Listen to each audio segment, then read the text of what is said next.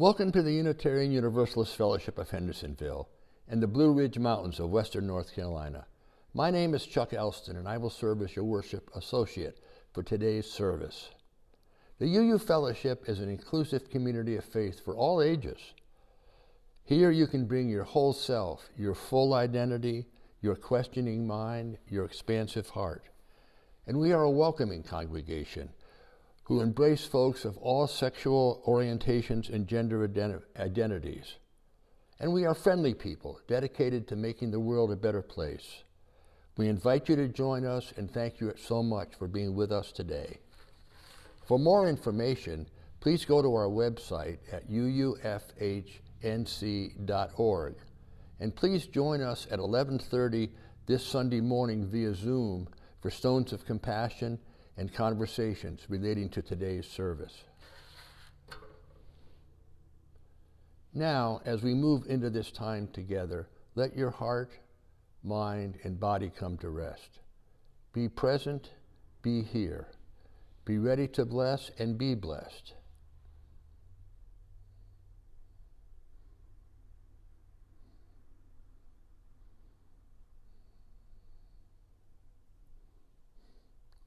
We now begin today's service with these words from UU religious educator Gwen Matthews.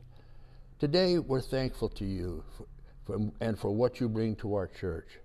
Your spirit, talents, generosity, imagination, and dedication reaffirm our fellowship and create our beloved community. Our heartfelt thanks to you on this day and for all days to come. For those who embrace Thanksgiving as a day to honor the gifts of family, friendship, abundant security, we celebrate with you and join our voices to hold aloft all sacred blessings. For those of you who hold Thanksgiving as a day of sadness, who mourn for the hurt and loss of Native peoples, who are lonely, who grieve the loss of those dear and beloved, we hold your heartache and sorrow so that you do not have to carry the burdens alone. Blessings be upon you. Good morning. I'm Charlotte Corrigan, representative for your Social Justice Outreach Team. Today, we seek your donations to our second of 4 outreach collections this year. The collection targets food insecurity through support of 2 community groups, Backpack of Flat Rock and the Feed the Kids Coalition. Feed the Kids provides a nutritious Friday meal to children at the Boys and Girls Club. They have changed to a take-home sandwich and snacks rather than a hot meal due to the pandemic. Backpack serves children at various schools and daycare sites. Backpacks of nutritious food and snacks are provided to see these youngsters through the long weekend. UUFH members volunteer regularly for these 2 outstanding organizations, and UUFH has raised funds for their support since their inception. Your donation is needed now more than ever due to the COVID-19 pandemic. The economic disruptions to the jobs and incomes of many in our community have increased hunger substantially. Please give generously to alleviate youth hunger. The collection will remain open through December 20th. You can make your check out to UUFH and mail it. Please put outreach collection in the memo line. This helps the bookkeeper. You can also donate directly via your account on the UUFH website. Be sure to select outreach collection as your option. Thank you for your contribution and have a safe and happy Thanksgiving holiday. Hi everybody, this is Don Rollins. I'm the interim minister here at the Unitarian Universalist Fellowship of Hendersonville, North Carolina. Thanks for joining us today, as always. A few things before we start. What I have for you today is actually a family chronicle that was originally set in Downeast Maine. This was written by a colleague who is no longer with us, Alec Craig. And Alec originally wrote this for Downeast Maine, as I said. That was pretty much home for him. I asked him if I could adapt this presentation and bring it to Appalachia, which is my home. And he said yes. That was many years ago. And so it has evolved over the years. Some of you will note that I always do it on Thanksgiving. So if this is your first time around, I think you're going to enjoy it. If it's your second or more time around, I hope you enjoy it too. So with that said, just a couple more things. Because of the recording limitations on this particular presentation, you may have to turn your volume up more than usual. So think about that. I'll also add that almost all the songs have been changed because of copyright. And so this time around, all these songs are in the public domain. You will recognize many of them. Please feel free to sing along. Lastly, we are on air because of my able assistant, Mary Bracey. Thanks to Mary for doing this for us. So, let's get started.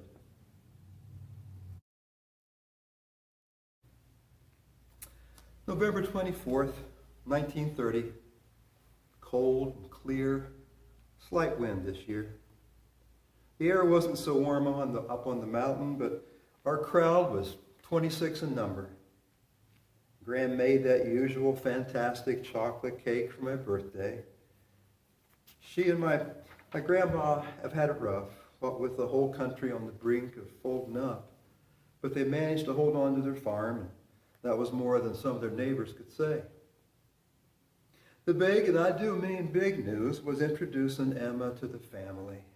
Everybody was pleased, and for a few minutes, nobody talked baseball or farming or the difference Al Smith might have made in the last election. Emma and me were lucky to finish normal school. We're to be married come Christmas, but then we have to teach in different schools. That's a silly rule. Yep, we'll get married at her folks' place and hop the train for downtown Knoxville for a weekend at the Dixie House Hotel. I'm married. Ain't that a kick? I'm feeling pretty grown up, but my little brother Josh, well, he's a regular terror. One minute he's driving sis nuts with paper wads, and the next he's helping Graham put up squash just like a real grown-up. Graham's 82, deaf as a stone, but as gentle a soul as God ever made. White gloves till she's home from church, and then she carefully eases him off and wraps him in a pale yellow hanky her mother made for her during the Great War. Yes, sir. The food was good, company, as always, outstanding. Turkey, chocolate cake, and family. That's Thanksgiving here on the mountain.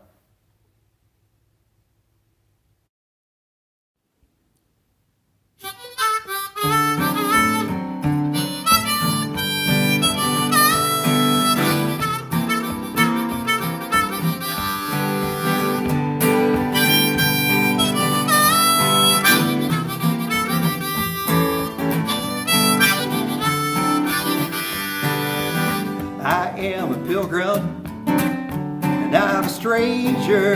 I'm traveling through this old wearisome land. And I got a home in that yonder city, oh Lord, and it's not made by hand.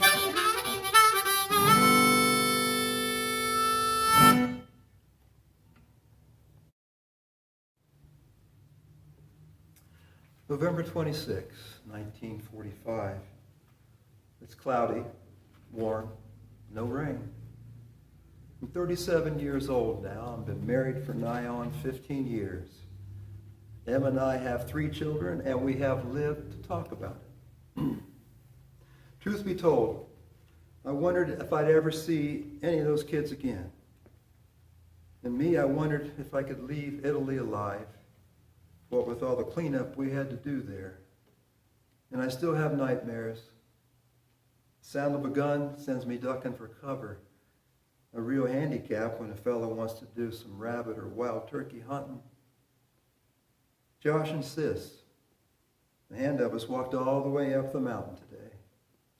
We told stories of the grandparents, how much we missed them. But I kept thinking about all those boys who were drafted out of my high school classes before I went over. How many of them came home? And of the ones who did, do they have nightmares? And how much of themselves do they leave over in Normandy or Iwo Jima or North Africa? Yep, I imagine the fifth reunions of those classes are going to be pretty sad. We came back to the house to Ma's chocolate cake. Pa took me aside and whispered something to the effect that she traded ration books in order to get the ingredients for that masterpiece. Brother Josh and wife Sally, they've been a little quiet this year. We've done our best to comfort them, but when your own child runs out in front of a car like that, there's only so much comfort you can offer. And still they came to East Point, sorrow and all. We hugged them, we loved on them. Struggles and sorrows and all, it's good to be together on this old mountain. Wouldn't be Thanksgiving anywhere else. There's a cold and troubled side of life, but there's a bright and a sunny side too. Though we meet with the darkness and strife, the sunny side we also may view. So let's keep on the sunny side, always on the sunny side. Keep on the sunny side of life. It will help you every day. It will brighten all your way if you keep on the sunny side of life.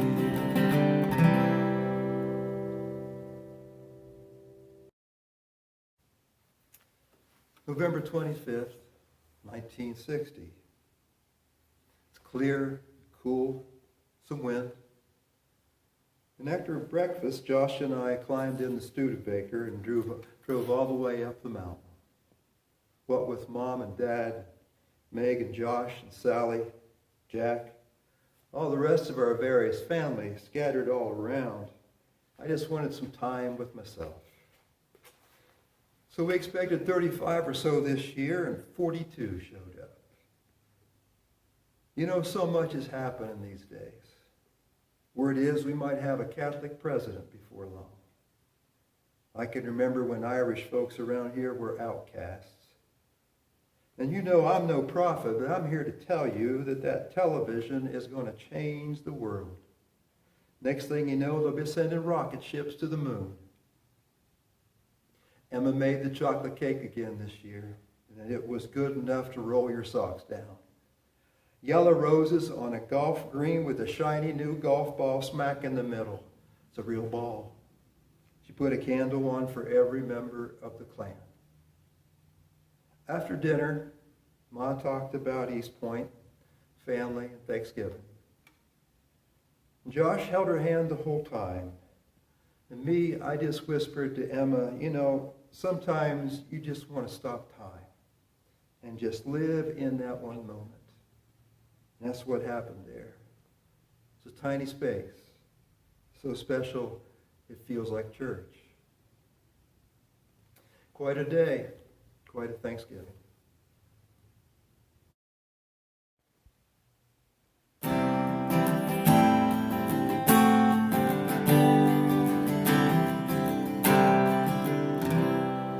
Tempted and tried, we're often made to wonder why it should be thus all the day long, when there are others living around us. They're never troubled all the day long. And farther along, we'll know all about it. Farther along, we'll understand why. So cheer up, my sister, walk in the sunshine. We'll understand it all by and by.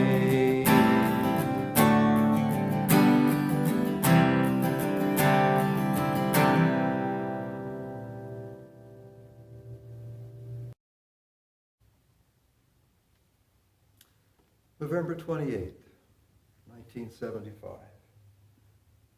It's clear, it's warm, but it's still this year. Both Emma and I have been retired for 2 years now. We still farm. Everything just takes longer now. You know, Jerry Ford ain't much of a golfer, but he's not much of a speaker either. But I think he's a good man. I think he knows there's people out there suffering, and he tries to do something about it. Josh and Sally are talking about opening a bed and breakfast. Their youngest boy, Pete, wasn't with them this year. Something about a drug problem. And Josh says he's learned more about tough love than he ever wanted to know. But Pete's one of the lucky ones. He got help. Josh took a walk with me after dinner. We talked about how we miss Mom and Dad and Graham. About how the faces change on East Point and the spirit's always the same. Yeah, we're getting old. But the spirit's always the same for us too. We talked about how good it is to have your brother for your best friend. And then we came back, of course, to Emma's chocolate cake. Just one big candle this year. Emma said, what with all them bodies, we'd get arrested if we lit them all up. It would be an unlicensed bonfire. And it was Leo, one of them great-grandchildren, who asked me if I was getting old as God. Some days, I said. Some days. Emma and me are now the family historians. We look around and we're the story keepers now. It's our time to tell the story of East Point, tell the story of Thanksgiving, tell the story of a chocolate cake.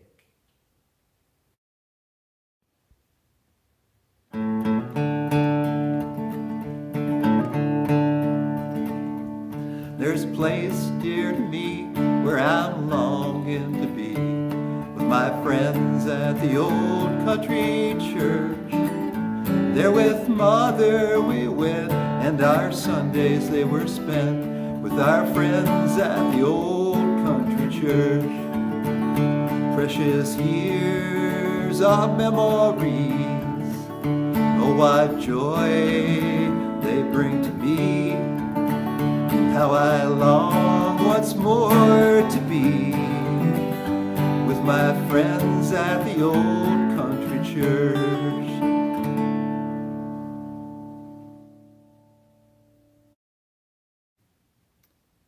November 26, 1990. It's cold, it's drizzled, a lot of wind. Another Thanksgiving, another birthday. Hard to believe I'm 83 years old. The days, the weeks, the months, the years, they all go by too fast. Funny, when I was young, I thought old age would just be a slow time, especially once I retired. Emma used to say, I never really retired, just shifted from the classroom to the workshop. Even alone now, with all the kids scattered to the winds, the days just pass so quickly. You know, today has been a day of surprises. Last word from everybody was that none of them could make it up to the mountain this year. Emma's gone. Josh and Sally out in California. It was an awful blow. So I woke up as glum as the day itself. I almost didn't take the ride up to East Point myself. Sat around till about 11. Finally made a thermos of coffee and a sandwich. No sense in an old man just sitting around moping over the past. But I kept thinking of how different things used to be. There I sat, long-faced and weepy. About the time I was quite sure this is going to be the absolute worst Thanksgiving ever. An old Jeep came rumbling up the mountain, pretty near knocked me off the porch. And out jumped three of the sorriest looking ragamuffins you've ever seen. One of them was Bobby, my oldest great-grandson. Seems he was able to get away from college, and once he heard nobody was going to be coming to East Point this year, well, that wouldn't do. So they brought a pizza, cold, some sodas, warm, and a chocolate cake from the IGA down in the valley. They informed me that they had just driven 170 miles to get there. So I better plan on some company right through the weekend. Some birthday, some Thanksgiving. All in all, some life.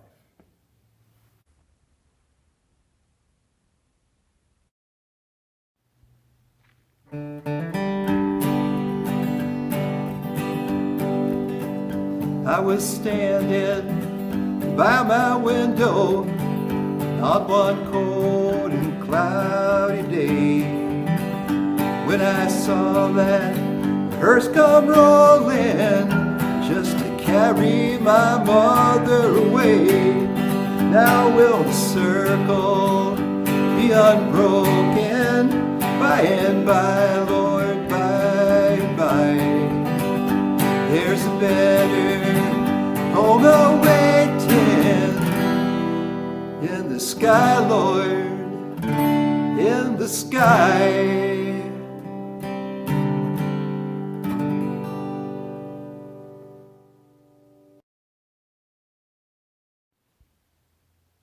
Okay, folks, that's what we have for today. Hope that some memories there might have stirred some of your memories too. Before we go, I wanted to offer you an exercise that I do most Thanksgivings, and that is very simple. If you will take a sheet of paper, and on the left side, simply write the word thanks. Space it out a little bit. And then to the side, what you do is find some things for which you are grateful that start with T, things that start with H. So I'll go on down the list here of things for which you really are glad are in your life or were in your life, and they start with those particular letters. It could be names, it could be anything, places, whatever works for you. But with that in mind, I wish you a happy Thanksgiving. We close with these words from our interim minister, Don Rollins. Love will hound us, no matter our turned backs. Serenity gently tugs at our side, whispering promises in the loud din of doing. But gratitude neither chases nor whispers. Gratitude is our noisy, constant companion, the friend that won't stop talking. Gratitude is the insistent child, clinging to us, singing to us. We will be thankful or we won't. We will count our blessings or we won't. But sooner or later, gratitude doesn't really care. Either way. For each time we are shown how lucky we are despite it all, gratitude is already busy, searching for the next opening in our stony hearts. May peace and joy be with you.